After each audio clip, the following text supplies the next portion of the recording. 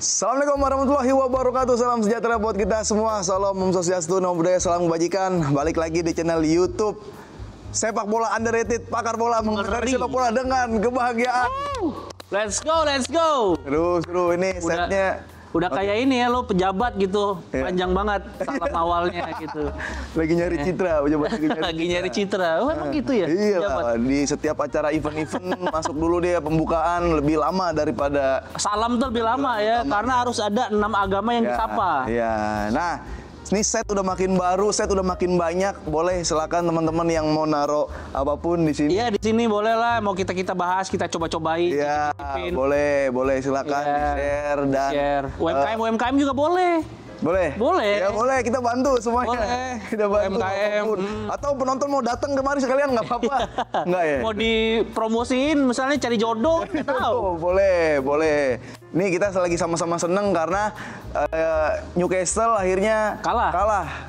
Lawan Manchester United. MU akhirnya menang. Balik lagi ke dikdayaan era Sir Alex Ferguson. Sekali menang. Langsung ke dikdayaan Sir Alex. Belum. Balik ke era 2008-2009. Oh, Tiki Taka. Enggak sih, jelek tetap. Barcelona menang 2-0 lawan Almeria yang peringkat 20 dan akhirnya Almeria secara berat hati, ya fansnya pada nangis, ada yang pulang, terdegradasi. Nah, kita tega banget Arsenal itu menang. Iya, nggak boleh. Itu mau sama Newcastle. Newcastle kan peringkat atas, duit Arab nggak apa-apa, banyak duit. Almeria kan penyakit ya Almeria. Malaria. Nah, ini kita selain bahas beberapa match dan ada juga berita tentang outnya Xavi. Oh, ini baru nih, iya 40. Masa nggak komit gitu, maksudnya pelin-pelan. Iya. Sebentar out, sebentar balik lagi, sebentar out lagi. Karena itu Laporta kan gue bilang dia politisi. Dia nggak mau bolanya ada dia dan dia nggak mau jadi pusat kambing hitamnya. Enggak, Laporta aus banget sampai ludah sendiri dijilat. Iya, dan di sini setnya lagi-lagi, nih kalau bisa placement di sini boleh. Boleh. Ada juga. Nih, boleh bisa di zoom. Taktikal, nanti kita bahas taktikal juga. Ini ada pemain 11, MU. Ini pemain 11. Ini 10, tapi nama satu nih, wasit. Wih. Jadi tim apa nih? Madrid. 10. Satu Madrid. Oke, MU dulu dah. Nih, fans MU langsung mau dengerin dari Manjunian nih. Manjunian tuh orang Manchester dong. Kalau gua sebagai fans Manchester United, akhirnya ya menyadari bahwa Bruno Fernandes sepenting itu. Karena kemarin pas 2 pertandingan nggak ada, MU itu kayak emas-emas biasa yang dikumpulin dalam fun football doang gitu, kayak orang-orang yang main fun football random gitu loh. Bener. Emang itu kabarnya Rashford habis pertandingan dia minta Google Drive-nya foto sama video buat diposting di Instagram.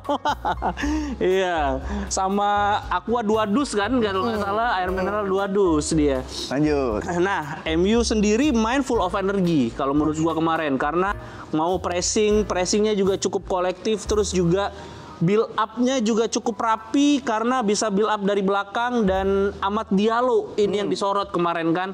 Amad Diallo akhirnya bermain full time dan akhirnya cetak gol pertama di Premier League. Orang-orang tuh sampai bilang bahwa kok bisa yang dipilih Anthony dibanding Amad Diallo gitu selama ini. Tapi kan Amad Diallo kita tahu baru sembuh dari cedera.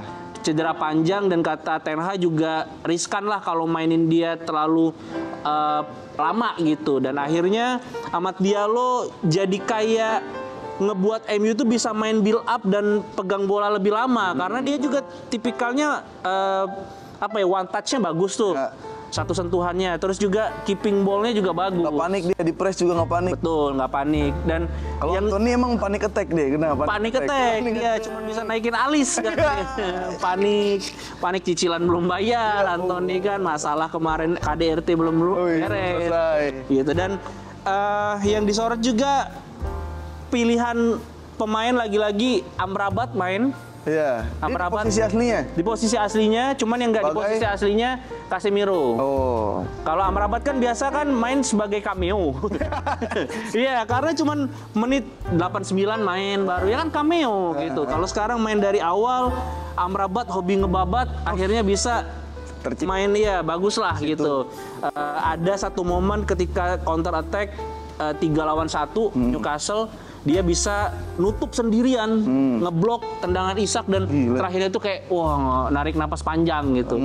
Dan kalau yang gue lihat yang jadi titik lemah salah satunya selain Casemiro bukan di posisi utamanya, ada juga Aaron Wan-Bissaka. Wan-Bissaka jadi titik lemah kalau menurut gua. Aaron Wan-Bissaka nih football IQ-nya lebih rendah daripada UMR Sragen kalau menurut gua. Jogja Sragen tuh lebih rendah dari itu tuh kalau menurut gua. Jadi kayak nggak tahu kapan passing, nggak tahu kapan maju, kapan mundur, passing kemana, visinya juga jelek gitu. Ya, Itu sih. Kok MU gitu udah kayak Palace kan kalau secara kualitas, secara materi sama Newcastle kan bagusnya Newcastle kemana-mana. Kok kayak dia bisa menang lawan Newcastle kalah sama Palace gitu kan. Itulah Liga Inggris, Pip. Semua itulah ketika konsistenannya Manchester United bukan Liga Inggris. Jadi konsistensi MU adalah konsisten untuk bermain tidak konsisten. Itu Manchester United kalau menurut gua karena kemarin mungkin ya ini adalah bayangan dari skuad yang akan dimainkan di final FA Cup nanti. Oh, lawan Manchester City. Pede lu lawan Manchester City. Enggak juga sih kalau pede ya. Kalau enggak. Kalau FM menang bisa champion ya harusnya. Ini Europa League. Oh, Champions sudah mungkin. Oh, iya. Udahlah buat tim-tim yang bagus aja lah. MU mah main Europa League aja, conference juga nggak bisa gitu. Iya, berarti nanti MU peringkat di 8.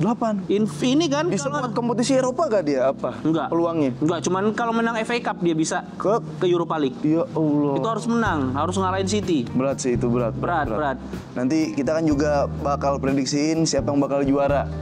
City kan ngincar juara juga tuh, ya kan? Dan ya itulah MU, Hollywood juga ngegolin lagi. Maino juga kemarin cetak gol tenang.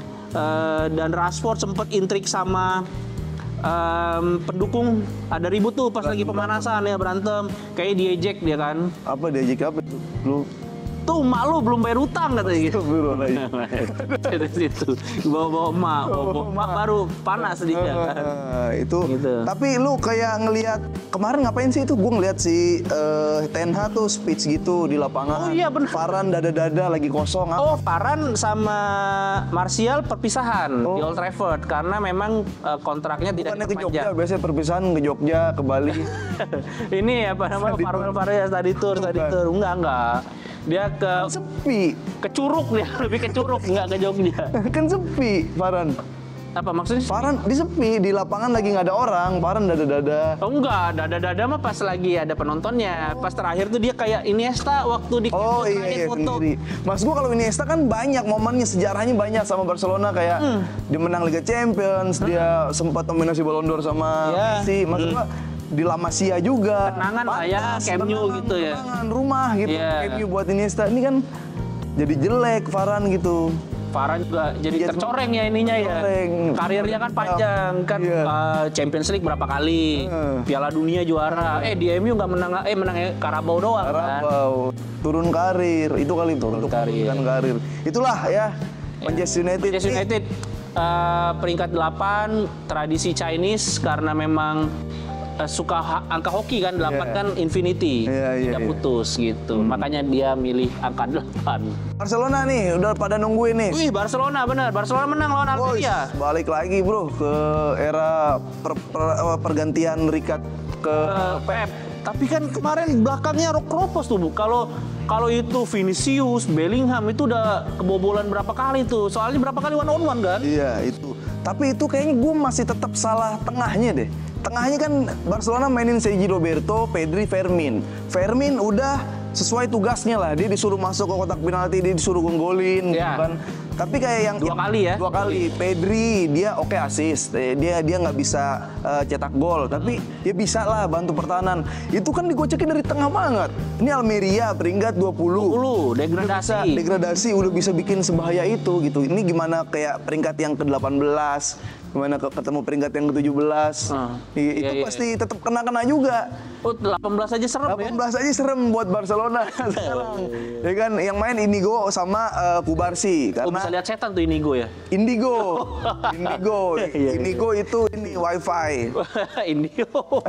Kejauhan. Jadi ya ada Inigo Martinez sama Kubarsi gitu yang selalu dijajal. Gue pengen lihat emang duet ini kayak gimana gitu. Dibanding Araujo lo milih Araujo kayaknya lagi kena punishment keblunderan dia di Berapa Paris. kali? Ya, beberapa kali. Setelah itu kan juga waktu lawan Ada lagi blunder-blunder yang narik offside nggak ketarik. Iya, itu. Gitu kan malah dia narik teh. Teh tarik. Iya. Dia orang ini Malaysia berarti. Nah, itu ada di belakang Inigo Martinez sama Kubarsi. Kalau duel 1 lawan 1 kena speed yang cepat, itu memang khawatir. Oh, yang pertama tuh ya yang kena speed ya? Iya, tapi kan itu harusnya gelandang dulu yang ngejar lah. Oh, Masa back langsung pertama. Back gitu Iya, kan. iya, iya. Back, Gelandangnya kemana? Pedri kan? Pedri lagi cari kerjaan di PT Best Indonesia. lagi mangap. Lagi mangap, Pedri lagi mangap ya.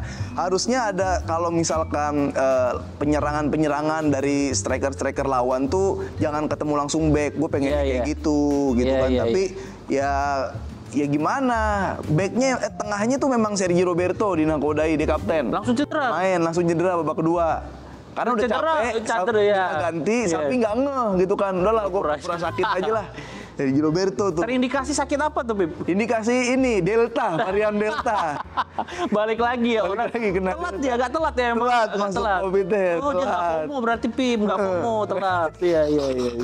Nah itulah untuk lini tengah sebenarnya masih mengkhawatirkan. Untuk back siapapun yang duet sama Kubarsi itu bisa, kayak Inigo bisa ngelit gitu kan. Araujo sebenarnya bisa ngelit gitu, asal gelandangnya bisa backup gak. Jangan langsung berhadapan dong sama striker lawan. Berarti Gitu. kemarin 3 kan Fermin, Sergio Roberto sama Pedri. Kalau menurut lu 3 terbaik yang dipunya Barcelona sekarang siapa? Fermin. Gue nggak bilang terbaik, tapi ini cukup. Yang ada lah dari yang ada. Iya, tengahnya mending Chris, Gundo, Firmin. Oh. De Jong tuh Christensen yang ini yang babat-babat ya. Dia passing belum terlalu benar, tapi bisa langsung kasih Gundo aja. Ya. Gundo gitu, box biar box. ke depannya. Box-boxnya Firmin ngacak-ngacak di depan. Ya. Dia udah beberapa kali mencetak gol melalui Banyak kepala. tuh. Iya. Nah, ini memutus mitos tentang Barcelona nggak punya kepala. Oh, aduh. Barcelona kan sering kebobolan lewat set piece, corner, pelanggaran, tapi dia jarang cetak gol lewat corner, Kuyang bola apa? atas, Nggak punya kepala. jeruk purut. Barcelona tuh sebenarnya ada aliansi sama jeruk purut. Oh, bukan. Oh, Kuyang mah kepala doang. Kuyang justru kepala doang, bisa nyundul, jeruk purut, setan jeruk purut, hantunya nggak bisa. Barcelona lah itu. Jeruk purut. Ya. Nah, tapi yang di sini yang seru adalah Vitor Roque main akhirnya. Vitor Roque main dan hanya mendapatkan kartu kuning. Oh, bukan gol ya, bukan asis, bukan gol, Bukan kartu gol. kuning. Tapi harusnya Xavi di sini bisa mikir kayak sekelas Lewandowski aja, striker mateng, striker yang Kelas dunia lah. kelas dunia, ya world class, dan dia aja nggak dilayanin sama sayap-sayap sama gelandang-gelandang. Iya. Kok masukin Vitor Roque gitu? Kan dia lion, Vitor Roque kan macan. Iya, Tigrinho. Singa. Tapi ya Lewa aja yang cari posisinya udah bagus nggak dilayanin. Jadi selain Xavi, pemainnya juga IQ footballnya harus diperbaikin kayaknya sih. Oh, rendah juga berarti, Pip? Lebih rendah dari banjir Kampung Pulo. Ya, gue ngerasa Barcelona menang nih emang wajar dan harus menang lawan Almeria. Sudah layak dan Peringkat 20, sepantasnya. iyalah, bukan kemenangan yang wah. Tapi yang mengagetkan, nih buat teman-teman juga mungkin kaget ini. Barusan dipisah anjing. Barusan Xavi dan Laporta yang mengatakan bahwa dia tidak akan memperpanjang Xavi Hernandez. Woi, out berarti. Xavi akan out. Dia udah Laporta sudah menanyakan ke bagian dewan-dewan tentang pelatih baru, pendaftaran pelatih baru, karena usut punya usut, Xavi Punya usut. Iya, dia katanya kritik kepada Deco dan kepada Laporta tentang gimana sistem gue mau berjalan, karena pemain-pemain yang gue minta aja nggak mau gitu. Oh, jadi pemain yang dibutuhkan gitu. Pemain yang dibutuhkan nggak mau. Protes sama Laporta. Ya, sama tapi Deco.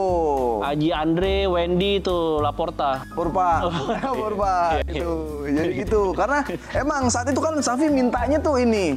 Pele mintanya. Nah, udah almarhum dong. Nggak bisa dong, udah almarhum. Maradona. Johan Cruyff subscribe. Udah almarhum. Nggak bisa ya. Enggak, jadi gitu, berita yang baru aja nih ada berita dari media-media Barcelona, kadang dia hoax juga sih, kadang enggak, tapi emang benar kalau Xavi pas preskon bilang kita akan siap untuk tahun depan gitu kan, asal dikasih pemain-pemain, karena selama ini pemain yang saya inginkan nggak ada gitu kan, padahal sementara Laporta itu dia bilangnya tuh kan udah kayak ngasih, walaupun pinjaman ada Cancelo nutup kiri, ada Felix gitu kan, Lewa datang juga waktu itu kan, terus siapa lagi ya selain ya ada beberapa pemain yang dikasih gitu kan, tapi Xavi belum puas. Karena kan Xavi mintanya kayak Kimmich. Xavi minta Kimmich sebenarnya.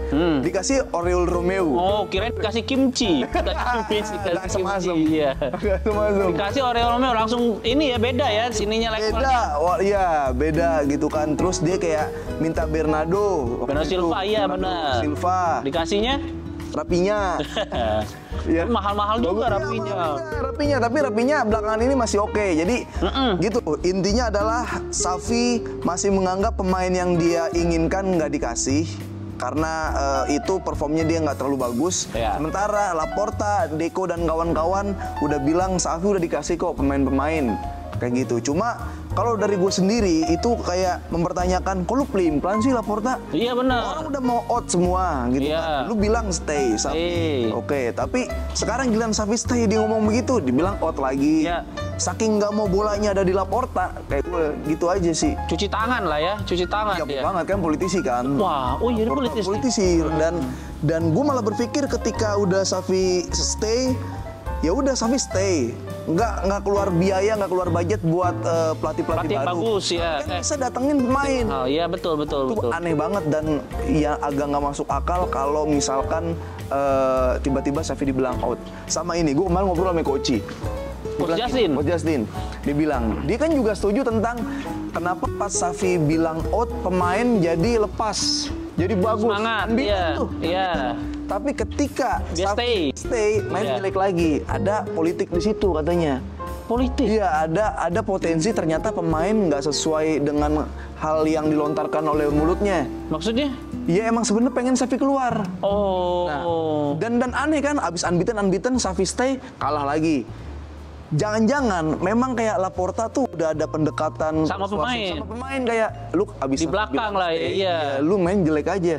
Itu kan potensi juga, mas gue. Iya pasti pemain dengerin presidennya ketimbang pelatih. Ada gitu-gitunya juga ya. Barcelona emang problematik, toksik berarti ya. Toksik, hancur. Itu dari Barcelona. Jadi menurut kalian gimana tentang Barcelona, Xavi stay atau out? Karena ini kabar yang beredar bakal out karena Laporta baper. Tapi belum tentu 100% juga ya. 100%. Dan ya kita bahas tipis aja. Nah, di akhir pekan ini bakal ada laga penentuan di Premier League. City versus West Ham, Arsenal versus Everton. Nah, dua-duanya ini harus menang. Karena kalau City imbang, Arsenal menang, Arsenal juara. Kalau Arsenal menang, City juga menang, City yang juara. Jadi Arsenal mau nggak mau harus menang juga. Iya, jadi menurut kalian guys, siapa yang akan juara Premier League? Bisa silakan di komen apakah City atau secara mewujudkan Arsenal. Entah gimana caranya Arsenal yang menang. Bedanya 2 poin. City lebih di atas. Berarti kalau imbang Arsenal menang? Arsenal yang juara karena selisih gol menang. Poin sama berarti. Poin sama. Itu head ya Liga Inggris ya? Enggak, selisih gol. Selisih gol. Wow. Lu siapa, Dit? Kalau gua sih berharapnya City. Lu kan fans MU, maksudnya kayak entar Manchester is blue dong. Nggak apa-apa, memang udah blue dari kemarin-kemarin juga. Maksudnya emang kita sudah akui City beberapa tahun terakhir memang jago banget. Terlalu OP gitu. Dan gua sebagai fans MU yang zaman Sir Alex gitu, merasakan bahwa rival kita itu bukan City, bukan Liverpool, karena City kan baru. Liverpool ya udah lama gitu. Ya rivalnya itu Arsenal buat gua gitu. Jadi nggak mau gua sampai Arsenal yang juara, karena kalau City kan perolehan gelarnya masih jauh untuk ngejar MU. Kalau gua di situ, Pip. Dan City memang lebih layak karena ketika skuad yang dalam, skuad yang jago juara, ya sudah memang layak. Gitu. Dan Arsenal sudah kesalahan diri sendiri ketika kalah lawan Fulham, West Ham, terus juga Aston Villa, itu yang ngebuat mereka terganjal. Iya, gitu. iya, kesalahan. Kalau lu? Kalau gue pengen Arsenal yang juara. Kenapa? Arsenal karena secara gini, kalau misalkan kualitas materi, pemain kualitas materi kan kayak Arsenal tuh emang jauh sama City. Kedalaman ya, secara kedalaman City kayak ini dipepet dengan poin beda 2 aja sampai akhir musim, itu udah keren banget menurut. Udah berhasil lah ya musimnya Arsenal ya, walaupun nggak juara. Udah berhasil menurut gua. Jadi ya gue pengen ngeliat kayak Arsenal ya bukan cuma tim yang rapi secara konsistensi gitu, tapi untuk tim yang sedang berprogres harus ada rewardnya juga kalau gue gitu. Oh gitu, tapi fansnya Pip? Ya kenapa? Jumawa. Tahu dari mana lu? Ya banyak tuh, kalau City kan nggak ada fansnya, jadi ya udahlah juara nggak ada yang ngerayain. Kalau Arsenal kan nanti nyenggol-nyenggol MU, justru itu biar dinamika Premier League-nya lebih kelihatan. Di Twitter, di X jadi rame, di sosmed jadi rame. Maksud gua kalau City juara jangankan X, kalau jangankan Instagram gitu, TikTok, dia ngerayain treble winner-nya sepi, iya. Arsenal kan jadi kayak rame, jadi dia ada bahan, ini ku juara lagi buat ngecengin MU, buat ngerosting MU. Jadi gitulah, gua pengennya Arsenal juara karena udah lama juga ya. Tim yang berprogres harus ada rewardnya, gua gitu. Apapun lah, City kartu merah kayak entar. Blunder-blunder gitu, walaupun pasti hati-hati banget kan ya. Iya, pasti hati-hati dan nggak mau ngambil resiko banyak gitu. Dan kalau menurut kalian, kira-kira siapa yang akan jadi juara Premier League? Apakah Manchester City atau Arsenal? Arsenal, karena Arsenal kan kadang juga jadi Barcelona market. Oh iya, gitu kan, nanti transfernya ke Barcelona. Gitu, Fabregas, Song, Lep, masuk ke situ. Gue adalah Arsenal. Ada Arteta mirip-mirip sama Pep, sama cara mainnya gitu. Kalau gue Arsenal, tim Arsenal pengen. Gue City lah, udah nggak apa-apa. 4 kali berturut-turut kuatrik. Gila. Itu dia. Boleh silakan komen dan terima kasih buat teman-teman yang udah selalu nonton Pakar Bola ya, channel sepak bola underrated. Ya, boleh di-share kalau kalian suka, boleh di-like, komen dan subscribe, dikasih tahu ke teman-teman kalian dan di komen karena bukan cuma kita doang yang beropini, kalian juga berhak buat beropini, kecuali buat kalian yang masih ngatain Arsenal.